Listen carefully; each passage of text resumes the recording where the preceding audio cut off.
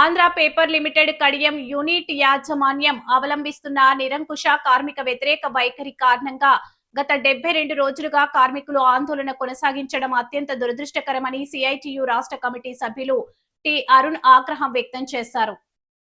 స్థానిక శ్యామల సెంటర్లో ఉన్న సిఐటియు కార్యాలయంలో మంగళవారం జరిగిన మీడియా సమావేశంలో అరుణ్ మాట్లాడుతూ, జిల్లాకు చెందిన మంత్రి కందుల దుర్గేష్, రాజమండ్రి రూరల్ ఎమ్మెల్యే గోరంట్ల బుచ్చయ్య చౌదరి, కార్మిక శాఖ మంత్రి సుభాష్, ఇతర ప్రజాప్రతినిధులు సైతం యాజమాన్య వైఖరి సరికాదని, తొలగించిన కార్మికులను తిరిగి విధుల్లోకి తీసుకోవాలని సూచించినప్పటికీ యాజమాన్యం మొండి వైఖరితో వ్యవహరించడం సరికాదన్నారు.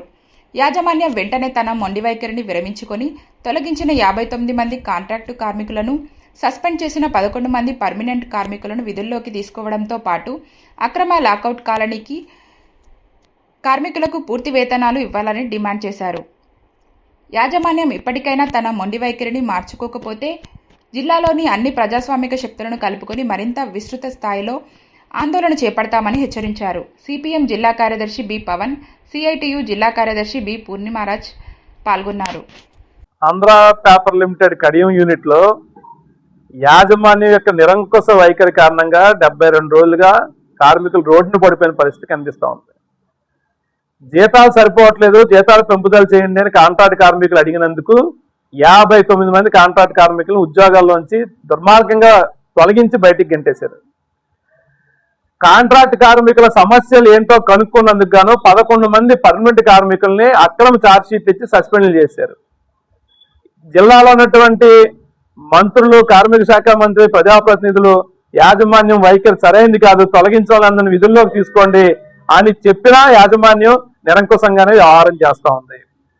ఇవాళ యాజమాన్యం అనేక చట్ట ఉల్లంఘనలు పాల్పడుతూ ఉంది. లోపల కాంట్రాక్ట్ కార్మికులు ప్రాసెస్లో అంటే పరిశ్రమ ఉత్పత్తి విభాగాల్లో పనిచేయడం నిషేధమైన వాళ్ళతో పని చేయించుకుంటూ ఉంది.